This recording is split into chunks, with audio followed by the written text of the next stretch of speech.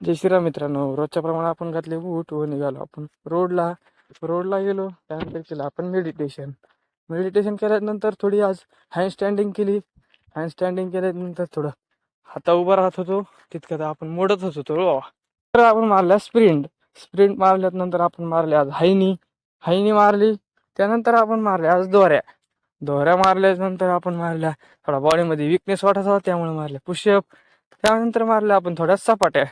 त्यानंतर मित्र म्हणला तुला काठी फिरता येते का, मग काय त्याला सांगितलं दाखिले आपण काठी फिरून जोरात व निघालो आपण घरी गेल्यानंतर बघतो काय आपल्या गावात बाजार पण भरायला लागलाय आता.